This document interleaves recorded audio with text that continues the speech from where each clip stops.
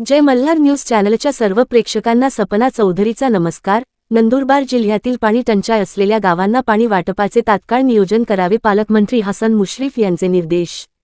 नंदुरबार जिल्ह्यात यंदा सरासरी 860 मिलीमीटर पावसाच्या तुलनेत आतापर्यंत केवळ 85 मिलीमीटर म्हणजे 94.9% पाऊस झाला असून त्यामुळे खरीप हंगामासाठी पाणी उपलब्धता तसेच पाणी टंचाई असलेल्या गावांना पिण्याचे पाणी उपलब्ध करून देण्यासाठी तात्काळ नियोजन करावे असे निर्देश वैद्यकीय शिक्षण मंत्री तथा जिल्ह्याचे पालकमंत्री हसन मुश्रीफ यांनी दिले।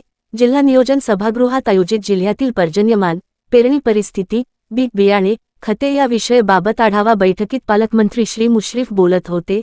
यावेळी बैठकीस आमदार चंद्रकांत रघुवंशी, आमदार आमशा पाडवी, जिल्हाधिकारी डॉक्टर मिताली सेठी, जिल्हा परिषदेचे मुख्य कार्यकारी अधिकारी नमन गोयल, पोलीस अधीक्षक अश्विनी सानप, निवासी उपजिल्हाधिकारी आशा संघवी, नगरपालिका प्रशासन जिल्हा सहायुक्त जमीर लेंगरेकर, जिल्हा अधीक्षक कृषी अधिकारी शंकर किरवे तसेच संबंधित विभागाचे अधिकारी यावेळी उपस्थित होते। पालकमंत्री मुश्रीफ म्हणाले, अनेक दिवस पावसाचा खंड पडल्याने पेरण्या रखडल्या असून उगवलेली पिकेही धोक्यात आली आहेत। ही पिके वाचवण्यासाठी पाणी महत्त्वाचे असून 21 जुलैनंतर पाऊस अपेक्षित असल्याचा अंदाज हवामान खात्याने वर्तवलेला आहे। आज काही गाव सोडली तर जिल्ह्यातील परिस्थिती नियंत्रणात आहे। पुढे पाऊस पडणार असल्यामुळे शेतकऱ्यांवर दुबार पेरणीची संकट येणार नाही अशी अपेक्षा त्यांनी यावेळी व्यक्त केली। तालुकानिहाय आढावा घेताना त्यांनी सांगितले की नवापूर आणि नंदुरबार तालुक्यात तुलनेने अधिक पाऊस झाला असला तरी शहादा, तळोदा आणि अक्कलकोवा तालुक्यात अत्यल्प पर्जन्यमानाची नोंद झाली आहे। मागील वर्षी याच कालावधीत सुमारे 81% पेरणी झाली होती, तर यंदा केवळ 42% क्षेत्रावरच पेरणी पूर्ण झाली आहे। पाणीपुरवठ्याच्या स्थितीबाबत त्यांनी सांगितले की नंदुरबार शहराला विरचेक धरणातून सुमारे 47% उपलब्ध साठ्यावरून दर 2 दिवसांनी पाणीपुरवठा केला जातो। सध्या शहरी भागात गंभीर टंचाईची परिस्थिती नाही असे त्यांनी यावेळी सांगितले। ग्रामीण भागात मात्र अक्कलकोवा तालुक्यातील 5 गावांतील 13 वाड्या वस्त्यांना टँकरद्वारे पाणीपुरवठा सुरू आहे। तसेच 209 गावांमध्ये विंधन विहिरींसाठी प्रशासकीय मान्यता देण्यात आली असून त्यापैकी 180 कामे पूर्ण झाली आहेत। नंदुरबार तालुक्यात 7 गावांमध्ये विहिरी व बोरवेल संपादन करून पाणीपुरवठा करण्यात येत असल्याचेही त्यांनी सांगितले। यंदा पावसाचा खंड पडण्यामागे अल निनोचा प्रभाव असल्याचे सांगत पालकमंत्री मुश्रीफ म्हणाले की हवामान खात्याच्या अंदाजानुसार 21 जुलैनंतर पावसाला सुरुवात होण्याची शक्यता आहे। 31 जुलैपर्यंतची परिस्थिती लक्षात घेऊन पुढील निर्णय घेतले जातील।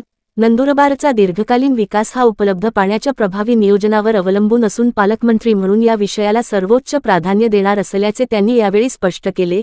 यासाठी मुख्यमंत्री देवेंद्र फडणवीस यांच्याकडे विशेष पाठपुरावा करून आवश्यक निधी उपलब्ध करून घेण्याचा प्रयत्न करण्यात येईल असेही त्यांनी यावेळी सांगितले। बैठकीनंतर आमदार चंद्रकांत रघुवंशी व आमदार आमशा पाडवी यांनी आपल्या जिल्ह्यातील विविध मागण्यांसंदर्भात पालकमंत्री मुश्रीफ यांना निवेदन दिले। जिल्हाधिकारी डॉक्टर मिताली सेठी यांनी यावेळी जिल्ह्यातील पर्जन्यमान बी बियाणे पेरणी संदर्भात माहिती दिली। सपना चौधरी, जय मल्हार न्यूज, नंदुरबार। खरं आहे की आपल्या नंदुरबार जिल्ह्यामध्ये 860 मिलीमीटर पावसाचं ॲव्हरेज आहे आणि यावेळेला फक्त आतापर्यंत 85 मिलीमीटर म्हणजे 9.9% इतकाच पाऊस झालेला आहे। आता तालुका न्याय आम्ही सगळा आढावा घेतला, त्यामध्ये नवापूर आणि तालुका न्याय स्थितीत नवापूर व नंदुरबार तुलनेने अधिक, तर शहादा, तळोदा आणि अक्कलकोवा इथे कमी पर्जन्यमान नोंदवलं गेलेलं आहे आणि पेरण्या या फार कमी प्रमाणात झालेल्या आहेत। आता आपलं एकूण गेल्या वर्षी सरासरी क्षेत्र होतं 2,70,736 हेक्टर, तर मागील वर्षी होतं 2,20,667 हेक्टर, चालू वर्षी 1,14,325, मागील वर्षी 81% पेरणी झाली होती आणि चालू वर्षी या क्षेत्राची 42% पेरणी झालेली आहे आणि पेरणी होऊन सुद्धा अनेक दिवस पाऊस नसल्यामुळं पिकंही धोक्यात आलेली आहेत। त्याशिवाय नंदुरबार नगरपालिकेचं विरचक धरणातून पाणी पुरवठा सद्यस्थितीत ते धरण 27% आहे आणि दर 2 दिवस आड ते पाणी पुरवठा करतायत। नवापूरमध्ये जरी धरणातून त्यांना दररोज पाणी पुरवठा होते, सध्या तिथं पाणी टंचाई नाही आणि शहादा तापी नदीवरून सारंगखेडा बॅरेज मधून पाणी पुरवठा सद्यस्थिती 51% पाणी पुरवठा आहे. तिथेही 2 दिवस पाणी पुरवठा करण्याचा निर्णय नगरपालिकेने घेतलेला आहे. आणि तळोदा नगर परिषद, धडगाव नगर परिषद 1 दिवस आड तिथं पाणी पुरवठा आहे आणि सध्या तिथे त्या क्षेत्रात ही पाण्याची टंचाई नाही. आता एकूण ग्रामीण भागामध्ये अक्राणी तालुक्यात 5 गावातील 13 वाड्या असताना टँकरने पाणी पुरवठा करण्यात येतोय आणि त्यातील बोधला येथील टँकर बंद करण्यात आला असून आता बोधला, मनखेडी, बुद्रुक पाडळी, बिलगाव, कुड्डल, सोंदवाडी, बुद्रुक या ठिकाणी आता टँकर सुरू आहे. आता विंधन विहिरी नवापूरला 14, अक्कलकुवाला 105, अकराणीला 84, नंदुरबारला 6 अशा एकूण 209 गावात हातपंपाद्वारे विंधन विहिरीच्या कामांना प्रशासकीय मान्यता मिळाली असून आता त्यातली 180 कामं पूर्ण झालेली आहेत. आता विहीर बोरवेल अधिग्रहण करणं हे सुद्धा काम प्रशासनाला पुढच्या काळात करावं लागेल. नंदुरबार तालुक्यात 7 गावात विहिरी बोरवेल अधिग्रहण करून पाणी पुरवठा करण्यात येतोय. बाळमोत, घोटाणे, आसने, तलवाडे, बुद्रुक, मांजरे, निशी आणि बंद्रीजिरा ही गावं अधिग्रहणाचे साठी आता प्रस्ताव आहे.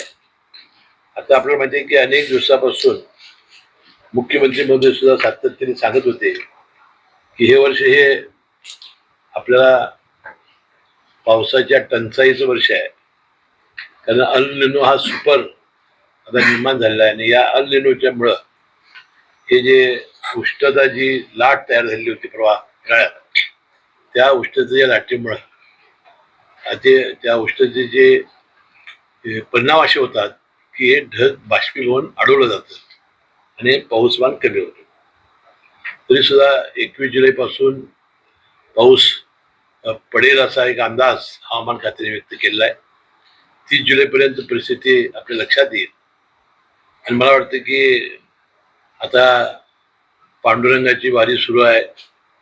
आता माऊलींची वारी आहे, तुकाराम महाराजांची आहे. तर पांडुरंगाच्या कृपेनं हा पाऊस चांगला पडावा अशी प्रार्थना आपण करूया. आणि 30 जुलै नंतर मात्र परिस्थिती जेव्हा गंभीर बनेल, होणार नाही अशी माझी अपेक्षा आहे, त्यानंतर खऱ्या अर्थानं आपल्याला याचा विचार करता येईल. आज रघुवंशी आमदारांनी आणि आमच्या पाडवी साहेबांनी एक मला निवेदन दिलंय की जिल्हा दुष्काळग्रस्त जाहीर करावा. आज दुष्काळग्रस्त जाहीर करण्यासारखी परिस्थिती नाही. वाटते हा निर्णय आपल्याला ऑगस्ट महिन्यामध्येच घ्यावा लागेल. आता विशेषतः जी चर्चा इथं झाली आणि माझ्याही लक्षामध्ये आलं की या नंदुरबारमध्ये पाणी आहे, जो 13 धरणामध्ये पाण्याची साठवण झालेली आहे, परंतु आपण पाणी योग्य पद्धतीनं नियोजन पद्धतीनं आपण शेतकऱ्यांना देऊ शकलो नाही, खरी समस्या आहे. वाटते हे लक्ष आपण एवढ्याच गोष्टीकडे लक्ष केंद्रित केलं पाहिजे आणि येणाऱ्या काळामध्ये आपल्याला हे पाणी शेतकऱ्यांना कसं देता येईल, वापरता येईल. ठीक आहे, आता हे वर्ष होऊन निघून जाईल, परंतु नंदुरबारचं भवितव्य जर असेल तर या पाणी शेतकऱ्यांना देण्यामध्ये आणि नियोजन करण्यामध्ये आहे. वाटतं या जिल्ह्याचा पालकमंत्री म्हणून मी या गोष्टीकडे लक्ष प्रामुख्याने देईन आणि लवकरात लवकर मुख्यमंत्री महोदयांच्या नजरेला मी ही गोष्ट आणून देईन की नंदुरबारचं खरं विकास जर व्हायचा असेल तर आपल्याला या पाण्याचं योग्य ते नियोजन करणं आणि त्यासाठी आपल्याला निधी खर्च करणं. आता आदिवासी जिल्हा आहे, प्रचंड प्रमाणात आपल्याला एकूण बजेटच्या 9% आदिवासी विभागासाठी खर्च करावा असा घटनेमध्ये आहे. तर एवढा जर प्रचंड निधी मिळत असेल तर या गोष्टी मला वाटते काय फार अशक्य नाहीत. खरं दूरदृष्टी आपण ठेवली, महत्वाकांक्षा बाळगली, इच्छाशक्ती ठेवली आणि मनात जर तळमळ असली तर मला वाटतं हा प्रश्न सुद्धा यशस्वी होईल. यासाठी मी स्वतः या जिल्ह्याचा जोपर्यंत पालकमंत्री आहे तोपर्यंत लक्ष घालेन आणि हा ध्यास म्हणून मी काम करेन. आमच्या शेती विभागाने आणि सातत्याने मंत्रिमंडळामध्ये सुद्धा 100 मिलीमीटर पाऊस पडणार नाही तोपर्यंत पेरण्या करू नका असं म्हणून सांगितलं. आपल्या ठिकाणी काही ठिकाणी 100 मिलीमीटर झाला आणि काही ठिकाणी कमी झाला. त्यामुळे कापूस आणि सोयाबीन लावण्याचा हंगाम आहे तो आता संपला. आता आपल्याला शिफ्ट व्हावं लागेल, मका असेल, बाजरी असेल आणि अशा पिकाकडे शिफ्ट व्हावं लागेल किंवा रब्बीच वाट बघावी लागेल. मला वाटतं आता कापूस लागवड करू नये असं मगाशीच कृषी अधिकारी बालेकर 20-25% त्यामध्ये घट होईल आणि ते शेतकऱ्यांना परवडणार नाही. दुर्दैवाने ही वेळ आज आपल्यावर आलेली आहे. ते कधी करायचं हे ठरलेलं आहे. अजूनही काही वेळ गेलेली नाही. आपण बघितलं असाल की यापूर्वी हा मान्सून जुलैमध्येच पडलेला आहे. हा पुढे जाऊन जुलैमध्ये पडलेला आहे. जुलै महिन्याची तरी वाट आपल्याला बघावी लागेल. आता मोहित तर्फे शहादा तालुका शहादा या आश्रमशाळेमध्ये 11 जुलै 2026 अन्नामध्ये विषबाधा झाली आणि तिथं विद्यार्थ्यांची संख्या 157 आणि आता ते त्या दिवशी उपस्थित होते 116. 29 मुलांना उलट्या पोटदुखी त्रास झाला. 24 मुले आरएच मध्ये उपचार घेत होती. 5 मुले खासगी रुग्णालयामध्ये होती. आता सर्व विद्यार्थ्यांची प्रकृती स्थिर आहे. भोजन पुरवठादार सुनील गिंदोडे व स्वयंपाकी राऊत यांच्यावर गुन्हा दाखल करण्यात आलेला आहे. फॉरेन्सिक चाचणी अन्न पाणी अहवाल अद्याप अप्राप्त आहे. आता सदर ठिकाणी अधीक्षक पद रिक्त होतं. आता जिल्हाधिकारी यांच्या अध्यक्षतेखाली चौकशी समिती नेमलेली आहे. आता त्याचा अहवाल प्राप्त होईल. परंतु वास्तविक अशा लहान मुलाच्या जीवनाचे खेळणं बरोबर नाही. आणि मी तुकाराम मुंडेंना सूचना केलेली आहे, जे अन्न औषधाचे प्रशासनाचे जे आयुक्त आहेत, की जिथं लोकांच्या जीवनाशी प्रश्न आहे त्या सर्व जीवनावश्यक वस्तूच्या जिथं अशा संस्था आहेत तिथं पहिल्यांदा ते लक्ष घालावं. त्याने खरोखर एखादा व्यक्ती धाडशी आणि प्रामाणिक असला तर कसं करू शकतो यापर्यंत त्यांनी काम केलेलं आहे. 25% दुधामध्ये घट झालेली आहे. जे दूध जे येत होतं आज राज्यातून आपल्या मुंबईला वगैरे त्यामध्ये 25% घट झालेली आहे. त्यामुळे आमच्या गोकुळा फार मागणी वाढलेली आहे दुधाला. तर मला म्हणायचं की बाबा पनीर आता दिसतच नाही. जे किती भेसळ करून लोकांच्या जीवनाशी खेळत होते हा वास्तविक. मला तरी आज ट्रेनमध्ये काही धुळ्याचे लोक भेटले. साहेब म्हटले जर तुकाराम मुंडेंना तुम्ही ठेवलं तर आमचं जीवनमान 5 वर्ष तर वाढेल. म्हटलं 5 का 10 वर्ष वाढेल. तर मला वाटतं की असं जर त्यांनी सगळ्याच अधिकाऱ्यांनी केलं तर निदान जीवनावश्यक वस्तूच्या बाबतीत असा प्रयोग होता कामा नये अशी दक्षता आपण घेतली पाहिजे. नाही आता दुबार की जर पाऊस जर 20-21 पर्यंत जर जागला तर दुबार पेरणीचं संकट टळेल. नाहीतर दुबार पेरणी करण्याची जर वेळ आली तर आम्ही जिल्हा नियोजन मंडळातून आम्ही पैसे देणार आहोत. बी बियाणे उपलब्ध करून देणार आहोत. शेतकऱ्यांच्यावर बोजा आम्ही टाकणार नाही. आता काय झालंय की आता जी वसतिगृह आहेत ती एक आदिवासी विभागाची आहेत किंवा सामाजिक न्याय विभागाची आहेत किंवा ओबीसी विभागाची आहेत. मला वाटतं त्या आता ही वेळ आलेली आहे की आता या शहादाच्या ह्यामध्ये या सर्वांनी धडा घेण्याची आणि ताबडतोब जीवनामध्ये चांगल्या प्रतीचं जीवन कसं देता येईल आणि या सगळ्या सुविधा कशा देता येईल ते राज्यभरामध्ये आता मला वाटतं याची एक चांगली एक उदाहरण म्हणून हे घडलेलं आहे. आणि मला वाटतं याच्या निमित्ताने या सगळ्या आता बोर्डिंग सुधारतील.